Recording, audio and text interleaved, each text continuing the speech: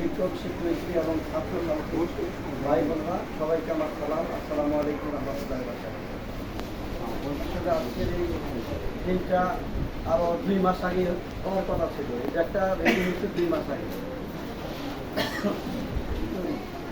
কারণ সময়ের অভাবে বা যেগুলো কারণবশতই এই ব্যাগটা দিতে দেরি হলো। আজকে চিন্তা করলাম যে মাদ্রাসা বন্ধ হয়ে যাবে, 2 মাস চলে যাচ্ছে, যেহেতু ব্যাগটা রেডি হয়েছে সেই হিসাবে আজকে তাৎক্ষণিক ডেট দেওয়া, এই ব্যাগটা আজকে দেওয়ার জন্য আসছে। এখানে বড় প্রোগ্রামের কিছু দরকার নাই, ওই যে কিছু মনের খবর কে জানে, উপর আল্লাহ তো সব জানেওয়ালা। আমি সৎ চিন্তা করি না খারাপ চিন্তা করি, এটা কে জানে, আল্লাহ জানে। আমরা রোজা থাকি কাকে আল্লাহকে খুশি করার জন্য, আমরা গোপনে তো রোজা থেকে কিছু খাই না। কেন খাই না? তা আল্লাহ তো দেখে। যে আমি যা সৎ নিয়তে এই মাদ্রাসা যখন ছাড়বো, আমাকে বললো যে এরকম এরকম আমাদের কিছু গরিব ছাত্র আছে। আমি বললাম আমি তো আমার একটা ইনকামের অংশ দান করেই থাকি, আমার তো অনেক চাপ, বাসার সকল সবাই আমার কাছে যে দেয় তার কাছেই চাপ। আমি তো এই যে ধেই বিদায় না করি না, আমার কাছে অনেক চাপ। তা আমি তো এটা তো একটা ভালো ব্যয়ের ব্যাপার, একটা ব্যাগ 500 টাকা করে এলো, 100 ব্যাগ 50,000 টাকা। এই মুহূর্তে তো নির্বাচনের পর সময়ই কিন্তু এই ঘটনা। আমি এটা পরবর্তী দেখি না, আপনি একটু স্বীকার করেন। তাই আমি স্বীকার করছিলাম, আল্লাহ হয়তো শুনছিল, ব্যাগটাও রেডি হয়েছে। আজকে আমরা আমি করার জন্য আপনারা যাই না খুশি হবে। আমারও কিন্তু দাখিল মাদ্রাসার একটা সার্টিফিকেট আছে।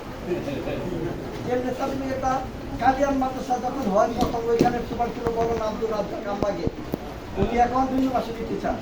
তখন আমাদেরকে গোপাল পেমেন্ট ছেলে এরকম 10 জন পোলাপানি দিয়ে হে গোপালপুর পরীক্ষা দেওয়া হয়েছিল।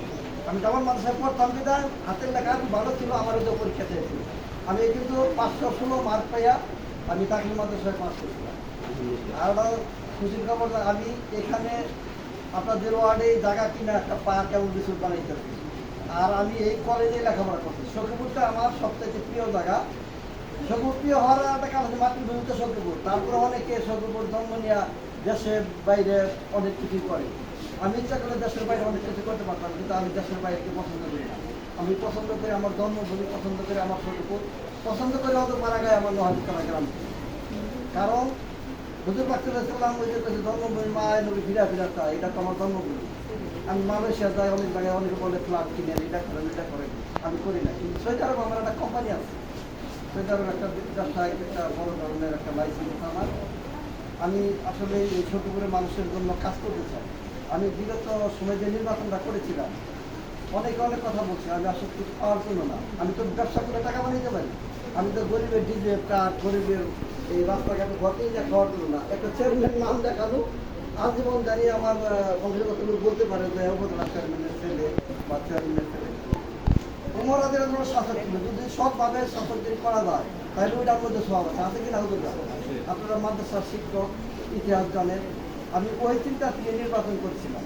আমি সামনে নির্বাচন করবো কিনা এখনো গ্যারান্টি নেই। আমার নেতা প্রিয় অ্যাডভোকেট আহমদ আজম খান, মাননীয় মুক্তিযোদ্ধা বিষয়ক মন্ত্রী, উনি যদি অবয় দেন তাহলে নির্বাচন করব।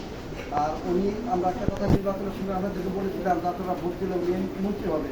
ইনশাআল্লাহ উনি মন্ত্রী হয়েছেন। আপনারা এই 5 বছর কাজ করার সুযোগ দেন। আপনারা দোয়া করবেন উনি যদি 5 বছর সুস্থ থেকে কাজ করে আমাদের বাসার সুযোগ করে ব্যাপক উন্নয়ন হবে। আর এই যে বিল্ডিংয়ের কথা বললেন, উনি কিন্তু প্রতিহিংসা রাজনীতি করেন না। ওনাকে যদি আমি বুঝাইতে পারি এই এখানে স্কুলটা হইয়া কেন হয় না, আমি এইটুকু কথা দিতে পারি, আপনাদের এই কথাটা আমি তুলে দেবো, বাকিটা আল্লাহ বর্ষা।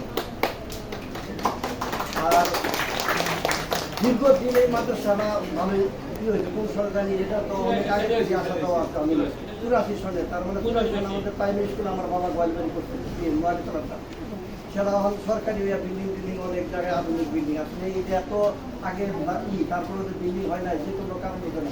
আর একটা কথা বলি যে বাতির নিচে অন্ধকার থাকে, এখানে শওকত ভাই ছিল এই ওয়ার্ডে, এটা যে বিল্ডিং হয় না এটাও একটা তার ব্যর্থতা বলতে আমি বলবো না, কারণ আগে হওয়া উচিত ছিল মাদ্রাসা।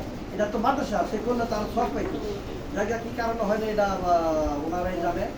আশা করি সামনে আমি মন্ত্রীকে বলবো যে কাহারতাল একটা মাদ্রাসা, অনেক পুরাতন মাদ্রাসা, এখানে পাঠদানের খুবই সমস্যা। একটা বিল্ডিং পাস হয়েছিল, সেই বিল্ডিংটা যে অনিবার্য কারণে হয় নাই, এখন পাঠও দিতে পারে না, তারা ঘর তারা ছিল ভেঙে ফেলছিল। এই ধরনের আপনার যে ব্যাপারটা উত্থাপন করছে আমি ঠিক এইভাবে মন্ত্রীকে উত্থাপন করি। আর ইউনি মহোদয় আগে যে ছিল রনি, উনি আমাকে অত্যন্ত ভালো নাম, নতুন যে যিনি আসছেন টেলিফোনে কথা হয়েছে, আমি সামনে গেলেও আপনাদের কিছু অনুদানের ব্যাপার থাকে ইউনিটের কাছে সব কাম। প্রশাসনিক একটা উপজেলায় সব হেড হলো ইউনিয়ন মহোদয়। ইউনিয়ন মহোদয় যদি এখানে সুদৃষ্টি রাখে কী ব্যাপারে কথা বলবো, আর আপনাদের ছেলে সাধু সারাদিন শুরু করে এই কাজ নিয়েই থাকে। তা না হলে এই সাধু যদি সত্য করে না দিত তাহলে ব্যাগ তো আসতো না। যে কোনো কিছু বাচ্চারা যদি মায়ের কাছে না কান্নাকাটি করে তাহলে দুধও দেয় না, কোনো কিছু চাইতে হয়।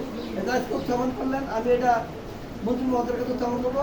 এই উত্থাপন করতে করতে একসময় দেওয়া যাবো হয়ে যাবে। যে কোনো কিছুর বিনিময়ে পাইতে গেলে সেটাকে তবদিল করতে হয়। যে তবদিলের মাধ্যমে থাকলে সেটা হয়। যেমন যে আমরা রাজনীতি করি, দীর্ঘদিন রাজনীতি করে দেখে এখন সহসভাপতি, জেলার মেম্বার বা এখন যে মন্ত্রী ক্ষমতায় আছে, অনেকেই অনেক কাজের জন্য আসে, আমরা চেষ্টা করি ভালো কাজ করার জন্য। কিন্তু হয়তো কোনো কাজ করার জন্য কেউ তবদিল করলে ওটা আমরা কিন্তু কারে নেই না। যেমন গতকালকে একটা প্রাইম মিনিস্টার সারা ইউনিয়নের প্রোগ্রাম ছিল, যার নাম যে খানার মান নাকি এখন খারাপ হইতেছে। কিন্তু এটা ইনশাল্লাহ মন্ত্রীর সাথে দেখা হইলে সাথে সাথে শুরু করে ব্যাপারটা কমপ্লেন করবে। এটা আমার কালকে রাত্রে চিন্তা করে দেখছি যে বাচ্চারা খাওয়ান খাবে, হেটা খাইয়া অসুস্থ হবে, তাহলে ওই খাওয়ান না খাওয়াই পারো নাকি? পচা কলা দিবে, পচা পাউরুটি দিবে, এটা তো হয় না। সরকার তো আমাদের তারেক দিয়া পাইছেই এই জন্য ভালো কাজের জন্য, যে মাস্টার সাহেব বলছে যে লন্ডনে একটা স্কুলে তার করি দেখা ওই সিস্টেম করার জন্য দেশে চালু করার জন্য পরিকল্পনা করতেছে। এই ব্যাগও কিন্তু আমাদের সরকারিভাবে স্কুল থেকে ব্যাগ, জুতা, পোশাক দেওয়া হবে। আর আপনারা যাই না জানেনই তো যে অবৈধ নির্দেশ শিক্ষা ব্যবস্থা আমাদের ম্যাডাম খালেদা জিয়াই করছে। ওনার অনুদানেই এই মেয়ের আজকে উচ্চশিক্ষায় শিক্ষিত হইতেছে। খাদ্যের বিনিময়ে কর্মসূচি, এটাও আমাদের ম্যাডাম খালেদা জিয়া করছে। খালেদা জিয়ার আবশ্যিক নেত্রী, ওনার অনেক ভালো কাজ এই বাংলাদেশ সাথে। সামনে আমাদের জিয়া রহমান সুযোগের সন্তান ক্ষমতায় আছে, ওনারা দেখছেন ওনার যে পরিবর্তন। উনি রাস্তাঘাটে পড়ক বলি মানে না, নাইমা পড়ে বাচ্চাদের কাছে। তাই আশা করি উনি যদি দীর্ঘদিন ক্ষমতায় থাকতে পারে, আমরা আশা করি মানুষের মতো উন্নত হবে আমাদের দেশ। কারণ ওনার যে পরিকল্পনা, ওনার যে ভিশন, ওনার যে প্ল্যান, এগুলা সবই মানুষ এখন এটা গ্রহণ করতেছে। কারণ ওনার একটা প্ল্যান বা ভিশন খারাপ না, সবগুলাই পজিটিভ। কিছুদিন আগেও যে সমস্ত ছাত্ররা বলতে জামাত ক্ষমতা এলে মনে ভালো হবে, কিন্তু তারাই এখন বলতেছে না, তারা যে আছে আরো দেশ উন্নত হবে, এটা ভালো হবে। কারণ তার কর্মকাজে কিন্তু এটা মানুষের কাছে এখন প্রতীয়মান। তো সেই হিসাবে ছাত্রছাত্রীকে বলবো, তোমরা লেখাপড়া সত্য করে করবে। তোমরা এটা ভাইবো না যে আমাদেরকে বিয়ে দিয়ে দিবে তাইলে আর কি লেখাপড়া করবো। তোমরাই একদিন দেশের প্রধানমন্ত্রীর মহিলা ছিল, বিরোধী দলের নেত্রী ছিল মহিলা, সারা বিশ্বে অনেক মেয়েরা এখন নেতৃত্ব দেয়। এখন দেখো ইউনো মহিলা, ম্যাজিস্ট্রেট মহিলা, অনেক ধরনের কর্মকর্তা মহিলা। সেই হিসাবে আপনারা ভালোভাবে লেখাপড়া করবেন। আর হলো ছোট বাচ্চারা, তোমরা ভালোভাবে লেখাপড়া, তোমরা একদিন ম্যাজিস্ট্রেট হবা, তোমরা দেশের ক্ষমতা নিবা, এইটাই স্বাভাবিক। কারণ গ্রামগঞ্জের ছেলেরাই বিসিএস এর চান্স পায়। ওই যে ঢাকার বড় বড় ছেলেরা বড় বড় বিশ্ববিদ্যালয়ে পড়ে, তারা কিন্তু বিসিএস এর চান্স পায় না। তোমরা যদি ভালোভাবে লেখাপড়া করো, তোমরাই একদিন ইউনো হবে, তোমরাই ম্যাজিস্ট্রেট হবে, তোমরাই ডাক্তার হবে, তোমরাই ইঞ্জিনিয়ার হবে, তোমরাই চার্টার্ড অ্যাকাউন্টেন্ট হবে। এগুলা কিন্তু গ্রামের ছাত্ররাই বেশি হয়। যতগুলো ইতিহাস আমরা দেখতেছি, বিসিএস এ কিন্তু গ্রামগঞ্জের ছেলেরাই ভালো করে। এখন থেকে এই মাদ্রাসা থেকে ভালো রেজাল্ট হবে, আর শিক্ষকরা ভালো পাঠদান করবে, এই আশা ব্যক্ত করে আগামী দিনে এই মাদ্রাসার পাশে থাকবো। আর সামান্য এই মাদ্রাসায় যে আমি ব্যাগটা দিলাম, এটা সাধারণ গ্রহণ করবেন, এই আশা ব্যক্ত করে সকলের সুস্বাস্থ্য কামনা করে আমি আমার কথা শেষ করছি। আসসালামু আলাইকুম রহমতুল্লাহি ওয়া বারাকাতুহু।